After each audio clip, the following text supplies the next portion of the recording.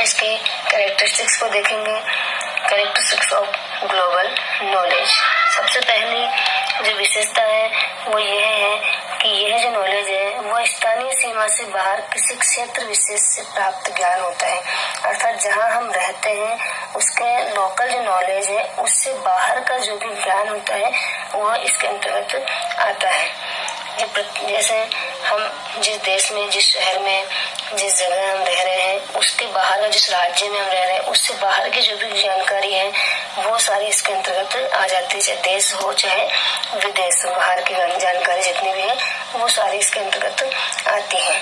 दूसरा विशेषता हम देखते हैं कि यह जो नॉलेज है ये प्रत्येक कंट्री वर्ल्ड लेवल पर अपने विकास पर आधारित होती है। प्रत्येक जो देश है उसका वर्ल्ड लेवल पर कितना विकास हुआ है उस पर आधारित ये नॉलेज होती है।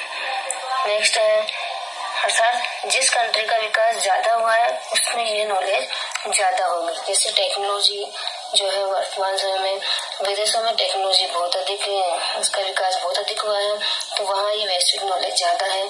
और जहाँ इस टेक्नोलॉजी का विकास कम है वहाँ ये नॉलेज अभी तक कम विस्तार रूप में प्रभावित है। नेक्स्ट है, इसका अगली कैरेक्टरिस्टिक हम देखेंगे कि यह जो नॉलेज है ये व्यक्ति में ज्ञान का विस्तार होता है।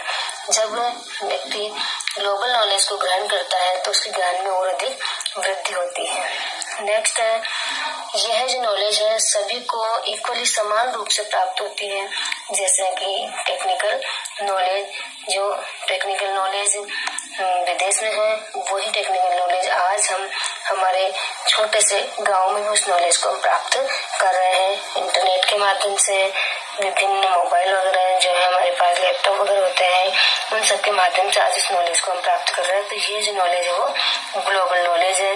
ये विदेश में वही नॉलेज मिल रही है और घर बैठे एक छोटे से गाँव में भी वही नॉलेज प्राप्त हो रही है। तो इसे कहते हैं ये इक्वलिटी है, इसमें समानता है।